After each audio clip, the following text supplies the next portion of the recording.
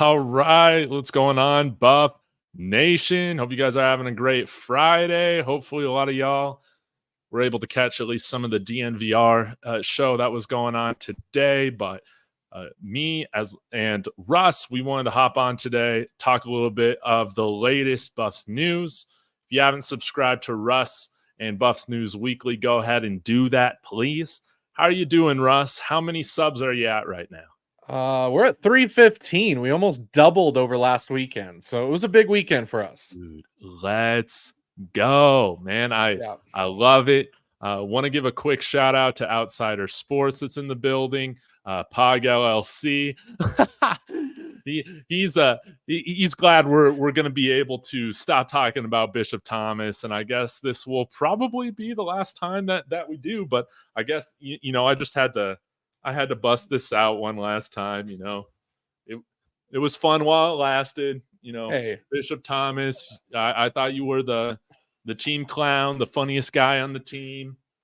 That's why I got his jersey. High expectations, and I think on my thumbnail or on my title is just the whole thing's just a damn shame. So I guess Chico reported last night that he was off the team, and then today we saw an article from Sports Illustrated where they were saying their sources were saying that the Buffs have cut ties with Bishop Thomas. So I want to hear, Russ, your instant reaction to this.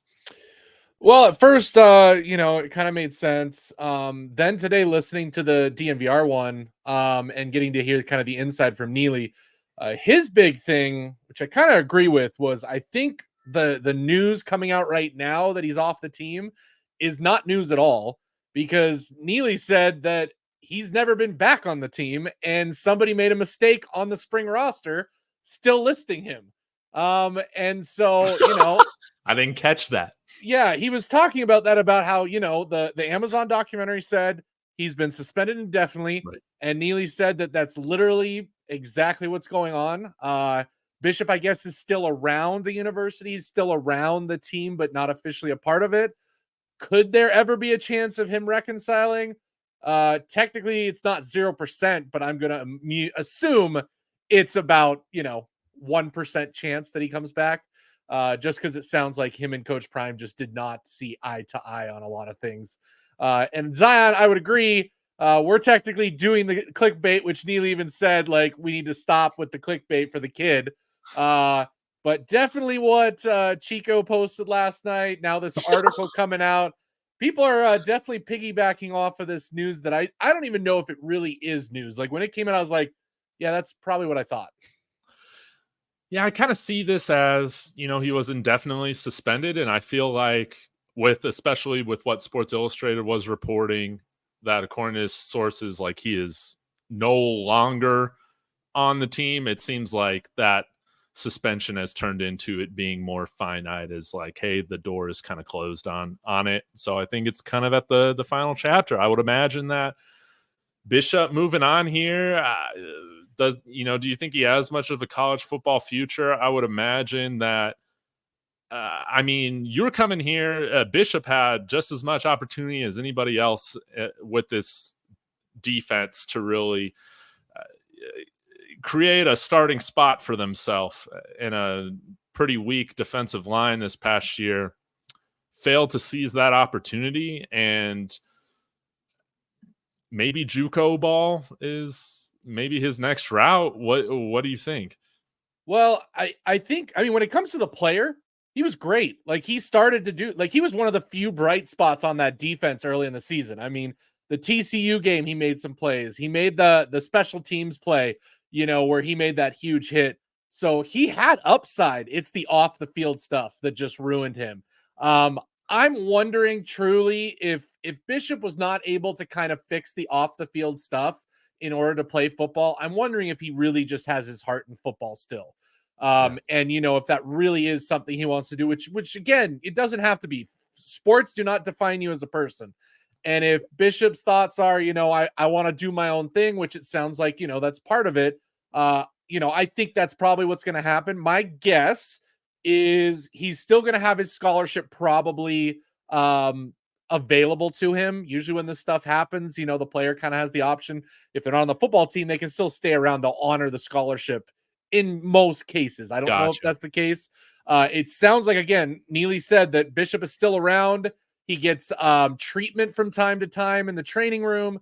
So he's still there. My guess, he finishes out this school year, and then next year, I'm not sure. But if I were to guess, I don't see him being somebody that would want to go, to a JUCO and try and kind of like resurrect his career, last chance U style.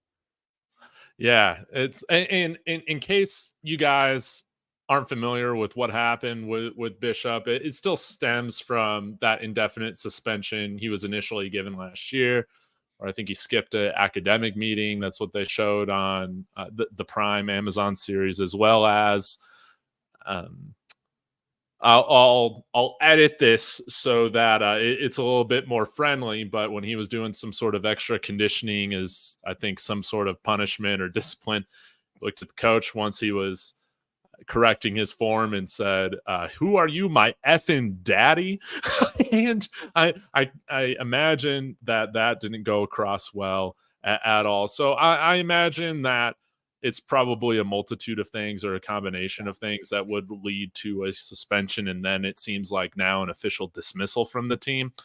It just unfortunate, and this is a tale of, man, all the talent, but could not put it together. To see him seize his full potential, it's a damn shame. Absolutely. Well, on a lighter note, let's talk about something else, man. Let's talk about these guys getting their money. We saw that. I think you sent me that tweet that On3 posted an update about the states of, I think it was Virginia and Tennessee, winning a lawsuit that will allow collectives now to make direct contact with players in the transfer portal, as well as high school recruits, and negotiate, independent deals, NIL deals based on that. What was your initial thought on that? Does this affect Colorado in any way? I don't think directly, but I think what this really does is, again, it's slowly starting. First, it was the transfer portal rule that the courts overruled the NCAA on. Now we've got the NIL rule being overturned because the NCAA was wanting to slap Tennessee with some sanctions for improper use of NIL, and now they're saying you can't do that. That is not a part of your organization. You can't control that. I'm really thinking that we are seeing the demise of the NCAA before our eyes. We know that it's going down this path. We know that we're eventually probably getting to some super leagues and like minor league NFL with like maybe ties to universities like on the side, but not really like the main sport. We're just moving ever so closely to that point where NCAA is going to have nothing to do with college football, probably college basketball, and who knows what else going forward. But yeah, it's really, and if you go on Twitter right now, everybody, and go look, it's obviously trending. That's exactly what people are saying, is that literally the NCAA pretty much got bitch slapped by the courts because they're pretty much now telling the NCAA, you have no authority over any of these programs to tell them what to do. Yeah, it's going to be interesting to see where this goes. Again, I don't really feel like there's much use for the NCAA in college football now. Essentially, it's pretty much the Wild West, and it seems like the way that I look at it is that they kind of target programs to go after, when, in my opinion, probably a ton of collectives and other programs are doing this stuff too. So Yep. It's just a useless organization that's taking a lot of money, brain power, and energy from all these programs. I mean, there are literally positions at athletic departments for compliance, because all these NCAA rules are ridiculous, man.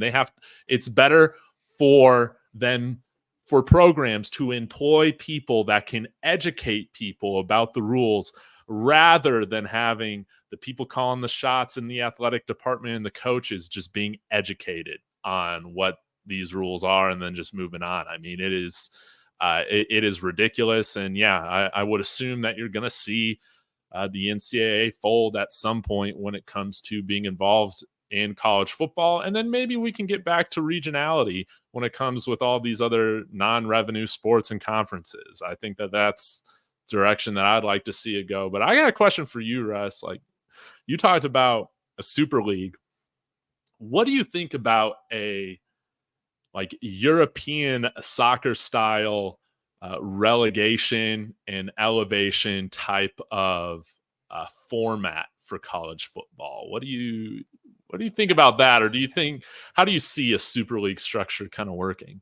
As a big soccer fan, coaching soccer and having played soccer and following that, I always love the model that European soccer has with sports. It really makes the entire season matter. It makes, even if your team's in last place, there's no tanking on purpose for that draft pick. There's no tanking for that player.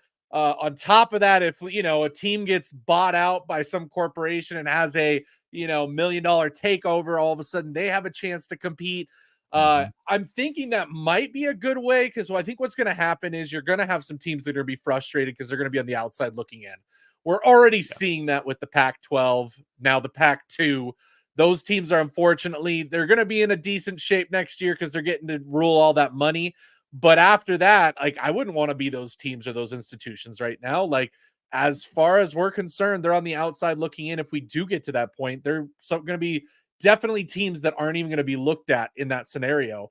So now it's going to be about, okay, what can teams do to market themselves and create a brand that is going to be valuable to the SEC and the Big Ten, which I assume are going to be kind of where everything's going to be going towards because of them joining forces and starting to look into that. So, I would love a system like that, because I think then it does allow you to say, hey, you're not cutting it. It's going to make the importance of, having coaches around. When a coach leaves, are you going to make the right decisions afterwards? Are you going to pay your coaches enough to keep them around? There's a lot of incentive for actually competing year in and year out, instead of just trying to make money, which I think you could fall into with some of the lower programs. Yeah, I think that once we decide, or college football starts making that decision to move away from the NCAA, then I kind of see conferences as like there's no point to them. So I think you're totally right. Schools like Colorado need to be continuing to invest in football, basketball too. I guess that's another story, but primarily football, to make yourself attracted to the schools that are making up the SEC and the Big Ten right now. But I would imagine, hey, if this whole thing is about money, which it is. Yep. If you're the Big Ten and SEC, you still see value in some of the schools that are outside of these conferences. And I could see a way in which everybody's kind of brought together in a way, but still the SEC and some of those blue blood programs are probably benefiting more than other schools. I'm curious, like, what type of Jeanette Fox had this good comment here. This is the reason why you see coaches are leaving college football. You need some type of guidelines, or it's going to be a hot mess. Is there anything that you would hope to see put in place in terms of guidelines, whether that's with the college football calendar, NIL, any of that? I mean, if we get to a super league, you're going to have to institute maybe some, not hard salary cap, but something in regards to that, I think, to make it at least a little bit competitive. A lot of people don't realize, but like English Premier League and a lot of the other European like soccer leagues, obviously there's big money going around there, and it's just kind of free for all. You're buying players. You're not really doing anything else. There are some guidelines that a lot of those leagues have in regards to homegrown players, what you can do with that. There isn't a hard salary cap, but there's at least some guidelines when it comes to how you select your teams, how you select your players. So you don't just have who is the richest team buying every single player, even though you somewhat have that. You have your big ones, and we're gonna have our Texas A&Ms, our Alabamas, our Georgias, the teams that have a lot of cash. Ohio State, Oregon, I guess we could be involved with that since they have the Nike money. So you're gonna have that issue. If they want it to be competitive, the more competitive it can be, the more valuable the league as an entirety will be towards the TV deals. Because if you just have 4 teams every year that are just constantly dominating it, then you might as well just create a 4-team league and just have them play each other over and over again, because it doesn't matter those other games. I mean, let's be honest, in the preseason for college football, when, Ohio State plays Appalachian State, who's going to win that game 9 times out of 10, and it's not really that entertaining. It's usually a massive blowout on the likes you don't ever see in the NFL. And people are just not going to watch unless they're, fans of those teams. It's the close games they care about. So you got to make sure you have that competition. So there's got to be some kind of rules. So I'm interested to see what they decide to do. I know I've heard you talk about it a little bit on what you would want to see, kind of the direction of that going. What are some things you think that they could possibly do? It's a good question. I kind of have some out of the box ideas. I think first off, when it comes to institutions paying athletes directly, I would imagine that they want to avoid that for as long as possible. I don't understand. Like, I know that there's been some advisory committees looking into opening that up, but if I'm looking at this from the university's perspective, why would I want to take on that liability? It doesn't make any sense for me. And so I think you'll continue to see stuff coming when it comes to funding of the paying of athletes, for it to continue to come from NIL endorsements and collective deals. And I think the universities are more than fine having it that way, because they're able to avoid liability, pensions, insurance. Remember all that NFL concussion lawsuit stuff from like 15 years ago? Like, they don't want to be facing any of that. But I do think college football, they're bound by this academic calendar in a sense that I think is honestly really outdated for what you're expecting of these football players, regardless of what you think. Their first job coming in here is to play football. It's not to seek an education. And let's just call it what it is. Like, some people go to school to, practice engineering and to prepare themselves for that. Other people are going to school for athletics and to prepare themselves at hopefully reaching the next level. The one catch is that a very small percentage, of course, go pro, but you're at least compensated in a decent way and having that ability to go get an education.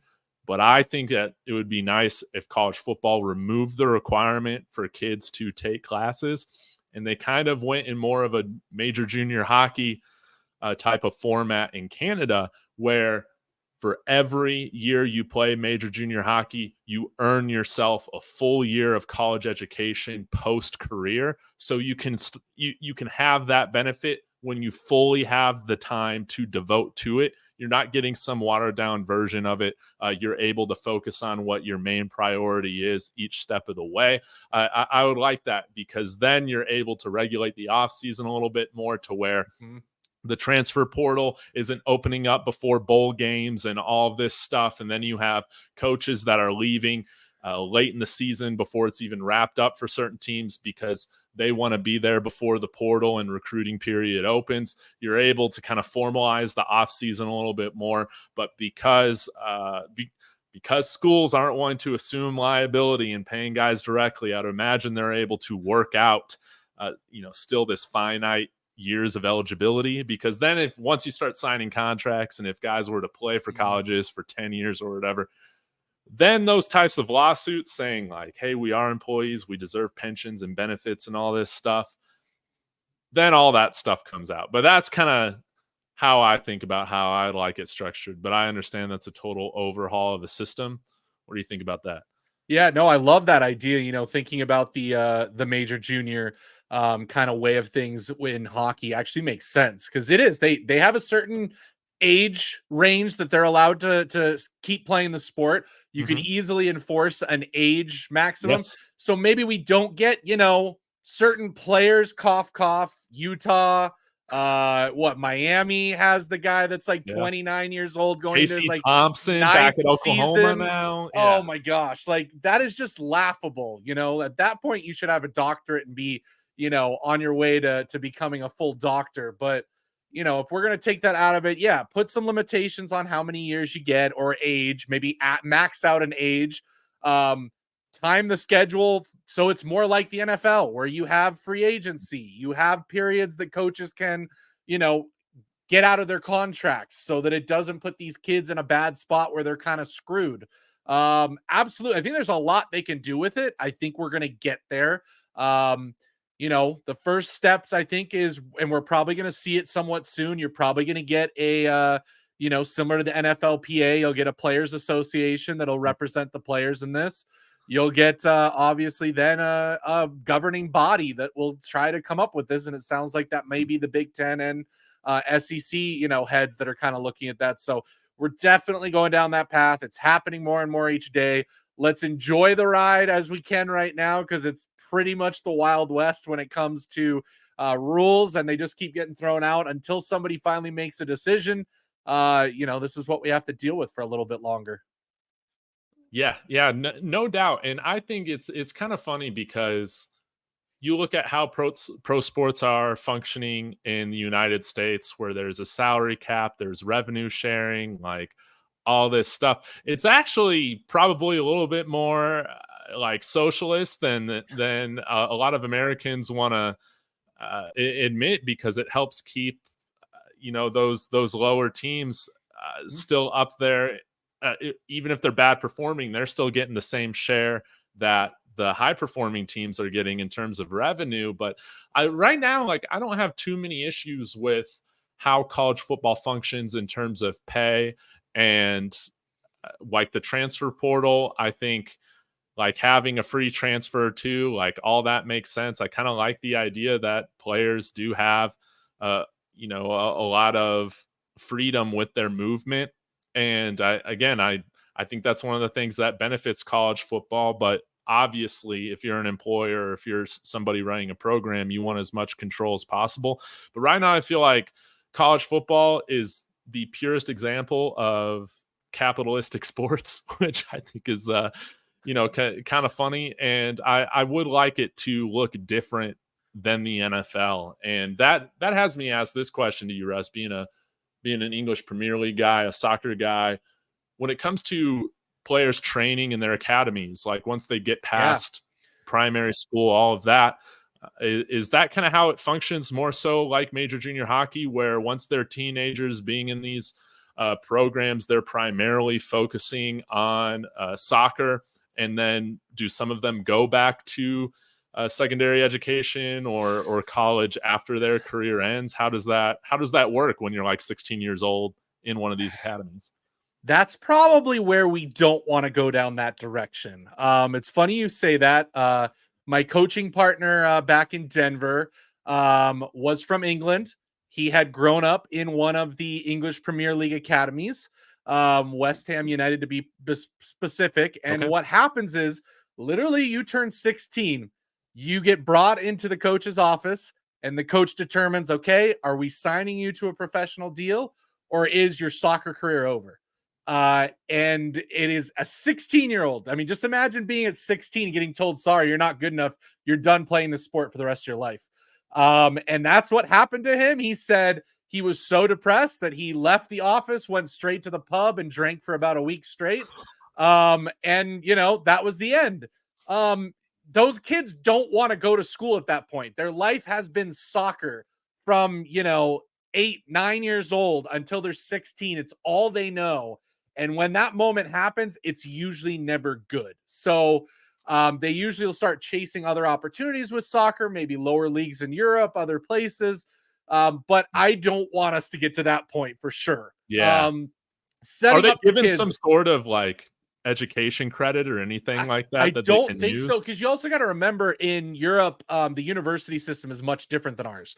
Obviously, school is free over there, but it's not necessarily free for everybody in the sense that you have to test to get in school. You have to get approved. It's much stricter to get a spot in different universities for different things because of the fact they're paying for it. So a lot more kids there actually forego going to university and go into different professions rather than obviously testing into that. So a lot of those kids, that's what happens. So that's kind of where I would say I don't want to go down that road. I don't want to have like, feeder systems, kids. I think what we do right now works. I think high school, having that being fed into college sports is good. They get that education, they get that decision. I like your idea of giving them that college credit so that maybe afterwards they can go back to school for free. That would be really great if they needed to, maybe extend that time a little bit, or also give some of the players an option to maybe take some classes on the side, but not requirements.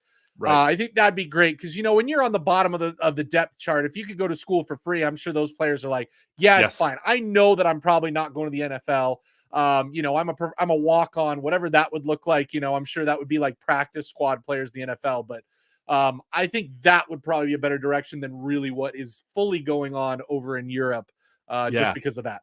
Oh, that's really interesting. I appreciate you sharing that. And Jeanette has another really interesting question here. So, for instance, if players transfer out from one school to the next, will they give money back? I think like right now, how that works with, if we're looking at NIL deals that are coming from collectives, I feel like that's all probably negotiated. And in some sense, it depends on how big of a star you are. I imagine that some people, let's say Travis Hunter is getting paid. I don't know any of this, but let's just assume that Travis Hunter is getting paid some sort of amount from one of our collectives.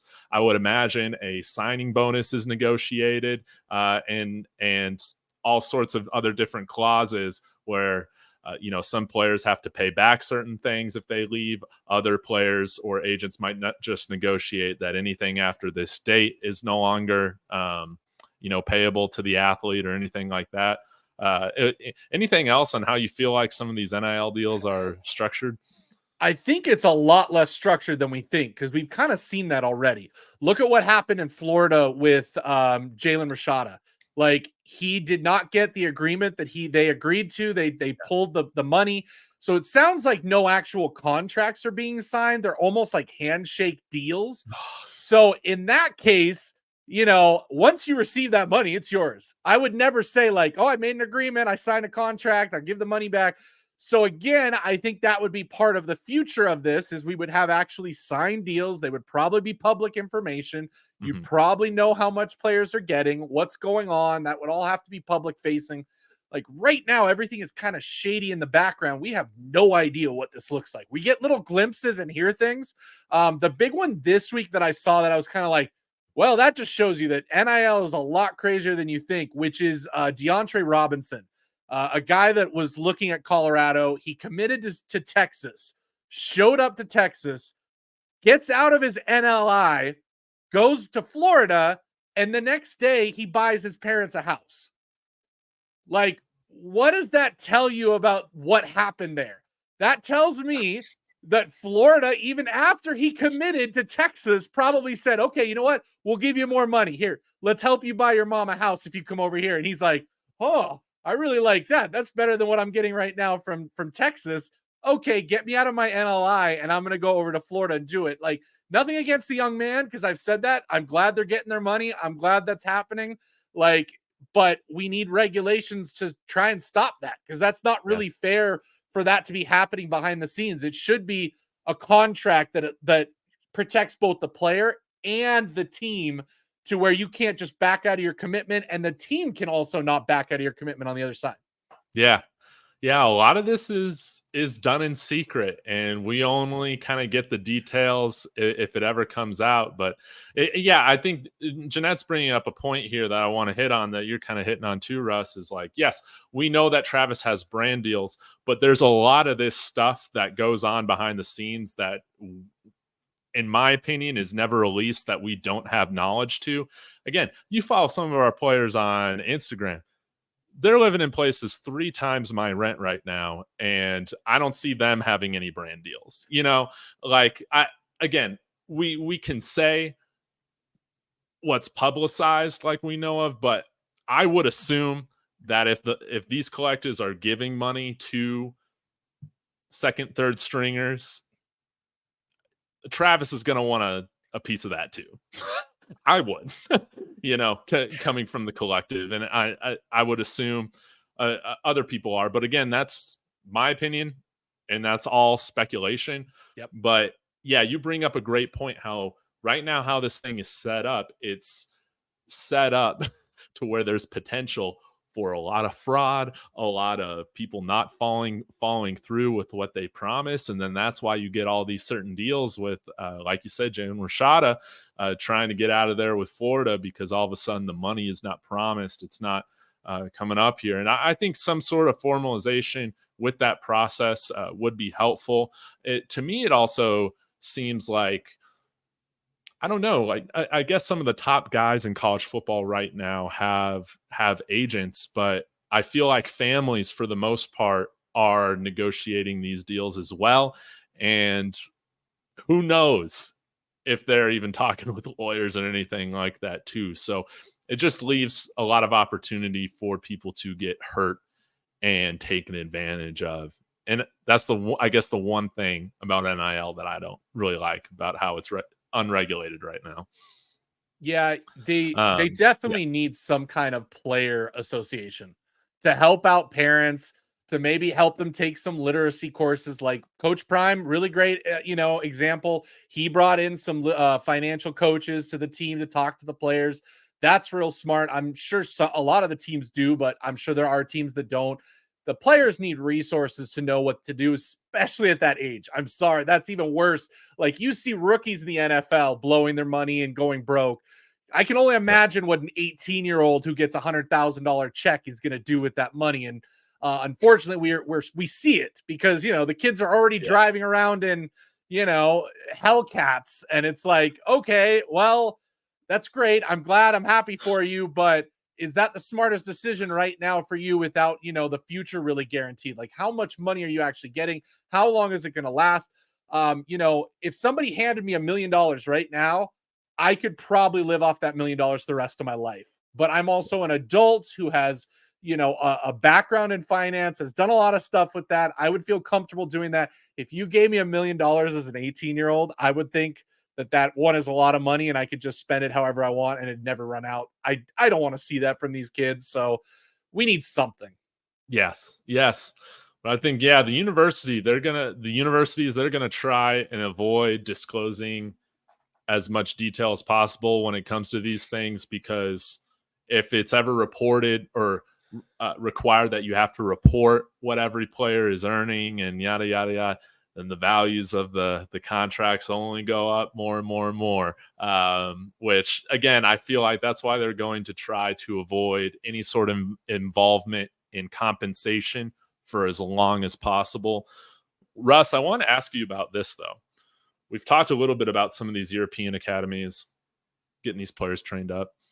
Sometimes you'll see this with like smaller schools, more so private schools, universities. They'll have like a connected or like sister, like high school or primary school. Like, for instance, where I went to undergrad at Abilene Christian, there was also Abilene Christian Schools, which was a smaller private school. But I've kind of wondered, like, if we're talking about wanting to develop players, have a closer relationship with them, having an advantage over them recruiting wise, why having these universities, I guess, would be kind of tough as a state school, I guess, to make this. It would probably require some close connected boosters to then start a private school in a sense. But do you think you might see some more universities, for instance, TCU, Big 12 school, or BYU, start to really invest in like a high school athletics connected to BYU, to then, in a sense, you almost have an advantage with recruiting and developing talent earlier on, especially if you're given authority from an NIL collective perspective to negotiate with those players already for compensation, just going ahead and moving up to that university, whether that's BYU or Baylor, to play for them, and you can recruit them from all over the country at a younger age. Have you thought about any of this, or am I just crazy? Well, I mean, it kind of already exists. I mean, look at IMG. That school solely exists to put players in Division I and professional leagues of sports. We have those things around here. I don't think teams would have to create new ones. I think they're already in place. Now you'd have to create a partnership with that school to where, and then again, if the NCAA is out of the picture, you've got more of an option, because obviously high school sports right now, there's a lot of rules with the NCAA and who you can talk to, what you can do on the high school level. If you took the NCAA out of that and you allowed those coaches to be a part of that, you could see coaches start to put their guys in place at a specific school locally and then go out recruit nationally like IMG does, and probably create. I mean, the problem already exists. Like in Colorado, we have that problem already with a couple of the private schools in the state. It's Valor, it's Cherry Creek, it's Kent, Denver. It's these schools that are, able to recruit. They say they don't recruit kids. I always remember that, and I always laughed because it's like, you have to accept kids and you have scholarships, so you're probably recruiting in the most part for those kids. So those things are around everywhere. So you absolutely, I think, could do it in a way. I don't think the schools would have to create brand new high schools for that, but that's what I think. It's kind of already in place there. Now we just got to kind of pull back and say, go for it. Yeah. That's a great point about IMG. And yeah, they're able to recruit guys from all over the country, play for them, like Cash Cleveland, even just his last year of high school football, coming out there to play for IMG. I do wonder like how the whole profit model works for some of the academies like that. I'm not totally sure, but I would imagine like some of those guys, they're paid to come play for schools like IMG. And I mean, surely all that stuff goes on in Texas high school football where you're recruiting guys to move and out in Florida. I just wonder how it all works. We need somebody to lay that out all the time. I think it's all real interesting. But again, I kind of like the fact that there's not a lot of regulation right now around NIL, anything like that. Allow these guys to make as much money as they possibly can in one place.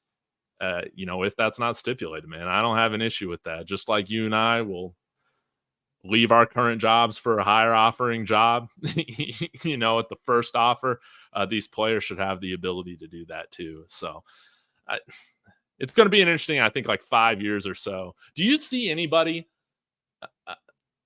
sitting out of this college football 25 video game because that $600 payment just isn't enough for them? I do and I don't. I think it's going to be kind of the middle of the road players, because I do think, and we've already started to see it, Travis Hunter being one of them. He already tweeted it out. That tells me he's part of that endorsed player where he's probably getting extra money from EA to actually advertise and be a part of the marketing and be one of its main athletes. Yeah.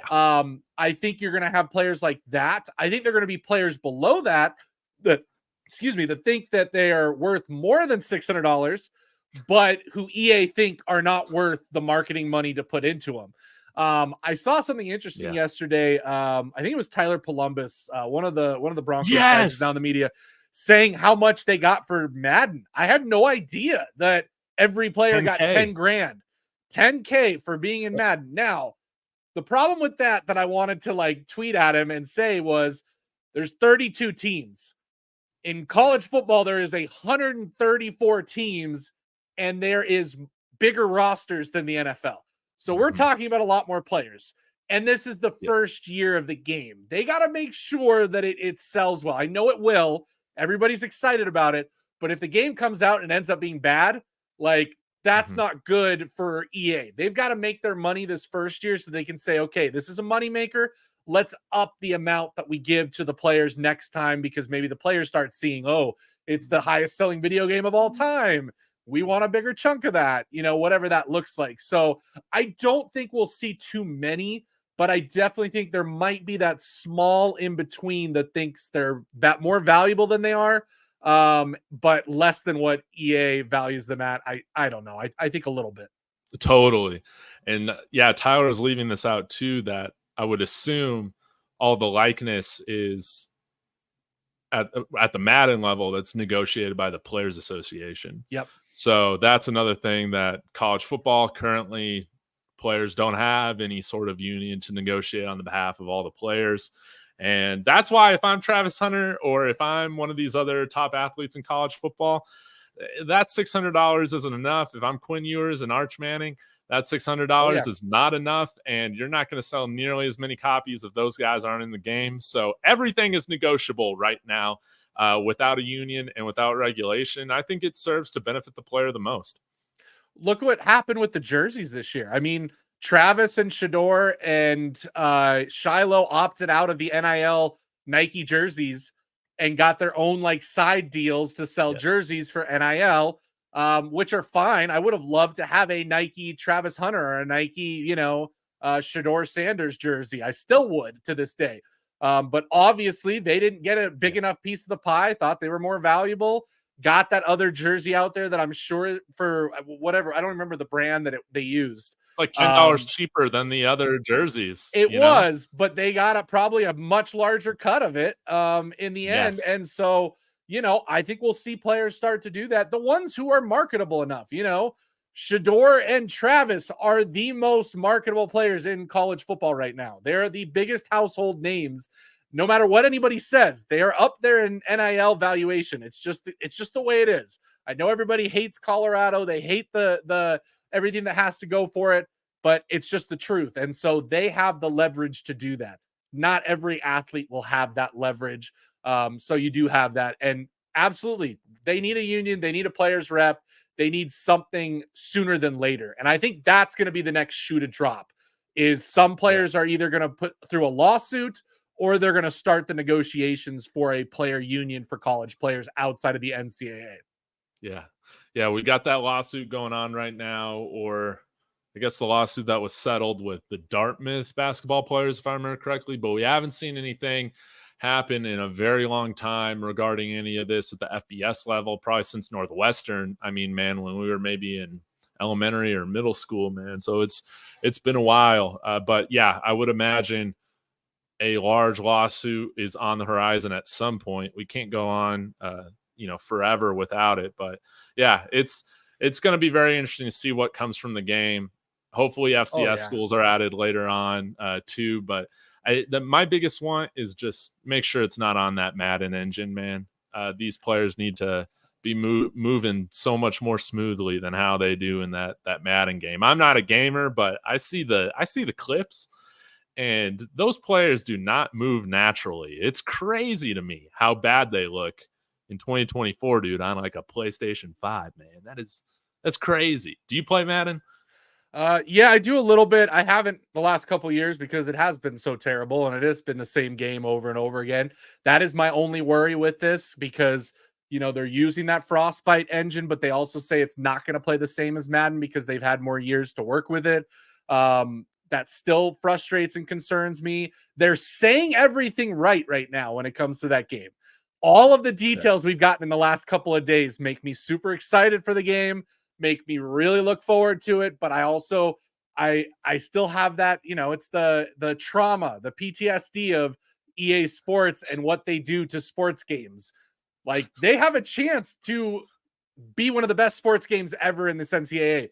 But also, why do they need to put that much money into this game if it's the only college football game? Like, people are going to buy it most likely anyway. And so that's my concern and worry. I'm going to wait until we see more. I'm excited for it. I really want I really, really, really want the Colorado jerseys to be in there, like whatever the new ones are going to be, bigger history of jerseys. Right now, the only thing we know that's confirmed because of all the assets that were sent to EA and the public knowledge of it was not even this year's jerseys were sent. The year before Coach Prime came, jerseys were sent, the grays, the whites, and the blacks. And if that's all that's in there, that's not going to be great. I've heard a lot of people say, oh, there's time to put the new jerseys in. Here's the problem. Anything that they submit to EA, because they are a state-run program, has to be public knowledge. That's how the guy found all the assets last year, was he literally put out state requests for information, which is public legal knowledge. You go look at the articles for it. It's really crazy. It's why he doesn't have every school, is because it's only certain state schools that he got that data from. And Colorado's list of information that they were given was Folsom Field, Ralphie pictures, some pictures around the stadium, and then those Peggy in there. No Peggy yet. No Peggy yet. They probably have to license her. They probably have to license her, but who knows? That'd be probably the coolest thing ever to see her shaking the pom poms, during the like pregame festivities. But yeah. So if they're gonna put the jerseys in, we have to have them actually announced because I think they know that they will leak that way, and I know that Coach Prime is not going to waste a marketing opportunity to do something flashy with it, which is why I also think that the spring game fashion show has to be the jerseys. If they're not, the jerseys will not be in Madden or NCAA 25 this year. They won't. We'll have to wait another year. Yeah. That's just the way it is. So if we don't see jerseys this spring, we're probably not seeing them in the game in July. Now, I saw this on Twitter today. I don't know if you saw it, Russ, about like coaches not being in the game this year. Yeah. Are they really gonna do that without Coach Prime, Lane Kiffin, Sark, all these guys? They're not gonna be in the game? Yeah, it sounds like they weren't able to get the negotiations done. Obviously the coaches' negotiation is going to be a lot different because of how much coaches get paid and everything to do with that. So my guess is they just couldn't get to it because they're still trying to figure out all of the athlete stuff. And my assumption is you're going to prioritize the athletes first because there's more of them than there are coaches. And 5 times out of 10, maybe you and I are going to play dynasty as ourselves, put ourselves in the coaching spot. So really, do you need them? Probably not. We got away with it for a really long time in sports games where the coaches were just random people, and people haven't complained too much about it. Now, I do think the hilarious part is them saying that you're not going to be able to create any player that opted out of the game. Oh, good Lord. Really? I'm like, okay, so what does that mean? We're gonna put the kids' names in the database, and if you match up the names word for word, it's gonna stop them from going in there. So people have been joking on the internet that it's like, oh, I'm gonna be playing as Shadur Manders instead of Shadur Sanders, or putting numbers in the name to get that right. I don't know how they're gonna do that. The only way they truly can do that is if they create a player completely out, which they know they can't do. So it's weird. Those are the parts that I'm like, I'm a little concerned going into this year that they haven't figured that stuff out a little bit better. I got another question for you, Russ, with this video game stuff, because I'm just like S represent. He's saying, or they're saying they haven't played a video game since they were 16 years old. I haven't had one of those big time gaming consoles since like 2010. I got rid of my PlayStation when I went to college. It's just something that I wanted to do. And I have my Nintendo Switch that I'll like play every now and then, but it's not anything, like a PS5 or anything. But I think I remember with the PlayStation 3, and this might have even been PlayStation 2, where you could go online onto the NCAA games and download custom rosters that people had created with everybody's official name in there and everything like that. So I remember doing that for Tim Tebow and the Gators, having their whole roster in there and everybody else's. And so are you saying that there wouldn't be any, like, they wouldn't allow a database or like custom rosters to be shared or anything like that? I don't think they're going to do that just yet because that's what got them in trouble the first time around. Oh, for real? That was part of it. Obviously, they were also doing shady stuff where they had all of the stats for the players and just named them something else or named them quarterback 15 in the Tebow case, and quarterback 15 was left-handed and ran the ball a ton. And it's looked like Tim Tebow. Okay, like we know who that is. You don't need to. So the problem is they're going to have to, if they opt out, they are going to have to go completely random. And by the way, this isn't the first time this has happened in sports. If you go back in time with sports video games, Michael Jordan never licensed himself to video games until he retired. So any of the video games back in the 90s and 2000s did not have Michael Jordan. They had a random player on the Bulls that was a 99 overall. Never had the Bull or Michael Jordan on the Bulls. Nope, that's why he refused to license himself to video games.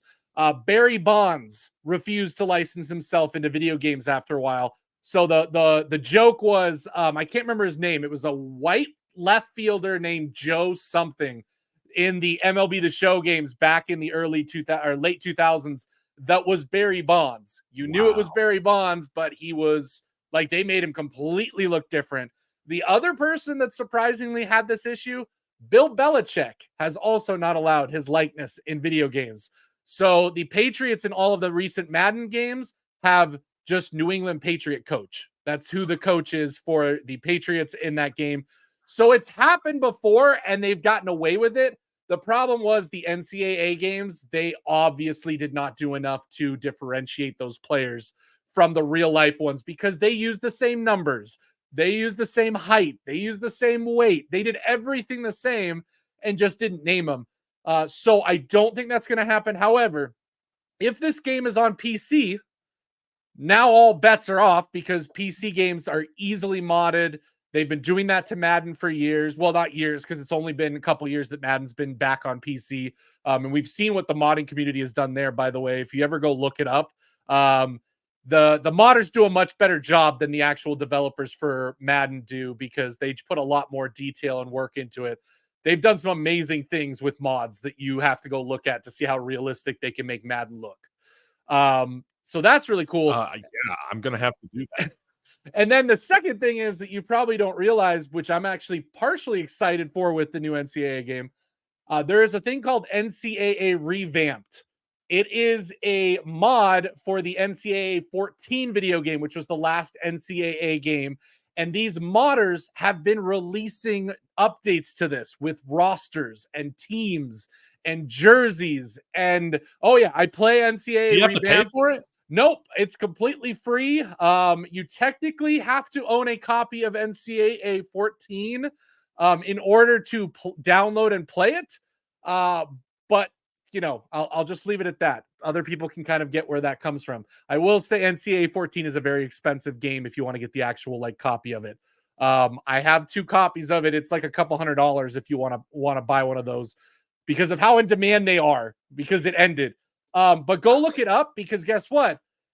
EA actually hired half of the NCAA revamped team to work on the new NCAA game because they did such amazing things to the old game that they had to go out and do that. So EA was a little bit smart there and didn't just, close them down and say no. They actually hired them on to make things. So there's so many cool things behind the scenes. We could probably do an entire afternoon talking about that stuff, but yeah, it's kind of interesting to really see where that's all come from. Wow, incredibly interesting. And okay, I got one more video game question for you, Russ. Yep. So I want to get this video game, even though I'm not a video game guy, and I want to stream it to whether that's YouTube or Twitch or whatnot. My friend told me that Steam, because I like the handheld ability of the Switch, yep, but obviously not the best graphics on this thing, and I don't think you can stream from the handheld. Maybe I'm wrong. But yeah, I've heard that there's a handheld Steam console. Will we see College Football 25 on Steam or on the PC in that way? I'd have to go look. I don't know if they confirmed it for PC or not. If it's for PC, then you can play it on that. My recommendation for you, one, you could technically use your Switch. But I don't know if NCAA is coming to the Switch either. Because again, that's a very different beast entirely. The other problem is if you do want to stream, and hey, this is advice to anybody out there. I stream video games regularly. I have a completely other channel persona that does all that stuff. You can obviously see all the video games in the background if people have been watching my videos and never noticed that. The thing I would recommend is one, I would get one of the 2 consoles. I would either get an Xbox or a PlayStation. The reason why I say that is you absolutely could get a PC to stream. But the problem is that when you're streaming, you have to have enough power in your computer to be able to stream and run the game at the same time. And that takes up a lot of juice. Mm-hmm. So you absolutely can do it. You're going to need a very good computer. Steam Deck is not one that I would say you would play the game on and stream at the same time. It's not powerful enough to do both. I own a Steam Deck. I love it. But it is limited by its mobility and power. The reason why I say console is probably a better entry if you're somebody that's like, hey, I want to start streaming video games. That's because you can get an adapter that goes into a computer so that the computer does the streaming, the console does the gaming, and you just feed the picture into your computer, which then feeds it over, just like you do here with your camera and StreamYard and doing all that stuff. So very similar to that. That's going to be your cheapest entry into streaming if you're starting out from scratch. So that's, if anybody out there wants to do that as this comes into fruition and we start seeing a lot more probably streams pop up with NCAA coming out, that's going to be kind of the best way to do it. Man, I love it. Well, thank you so much, Russ. I guess we'll have to, maybe we can ask the mod community to make a CU Buffs team with all of the Buffs content creators. I think that would be hilarious. And we can take on other teams and their content creators. I think that would be a lot of fun. We can have like 5 different Chicos playing offensive line. We can have Rawhide running the special teams, Cole and Moore, running down the field, taking down kick returns and everything like that. That's my idea. Somebody that's watching, you got to go with it. I bet you somebody who's watching plays NCAA revamped and they're already like starting to type in that and going to be sending it to you here at some point. Like, hopefully that'd be really fun and really awesome to see. It would be a lot of fun. But yeah, Chad, you can go on to David Talks Buffs on Twitch. I used to stream some of these shows on here, but I don't really right now. But yeah, when I get that console, when I get this game ready to play, I'll be putting it on there for sure. It'll be a lot of fun. So, Russ, I appreciate your time, man. This hour flew by. Let the viewers know what you got coming up soon for the viewers, as well as how many subs are you at right now? 315. 375, you said? 315. We're at 315. Let's see. We'll do a quick update right now. We'll see if that's changed. Let's do 317. We've gained 2 subscribers in the last hour. So appreciate whoever that was on here. But yeah, check out Buffs News Weekly on YouTube. I do a weekly news wrap-up show every Saturday right now. During the football season, the plan is to probably do Sundays because we obviously want to have the actual games involved in that summary. But yeah, feel free to go over there, interact with me. Same thing on Twitter, Buffs News Weekly. That's where I retweet and do all of the up to the minute news sort of thing. And just love interacting with the community in Buff Nation. So yeah, I appreciate everybody. I appreciate you, David, for, welcoming me into the Buffs content creator community. It's been awesome getting to be a part of it and meet other people and do that. And see the growth already. Like I said, I doubled subs last weekend, so I'm excited to see what happens this week. And there wasn't even really any news last week. Like, it just hit right, I guess. Yeah, man, I absolutely love it. Y'all, please go subscribe to Russ's channel. I've linked it in the description of my video. Like 90% sure I did. So y'all go subscribe to Buffs News Weekly. Russ, always appreciative of your time. Everybody, thank you so much for chiming in on the chat. This was a very lively discussion. Appreciate you guys. As always, I'll be back tomorrow. And go Buffs. All right. Thanks again.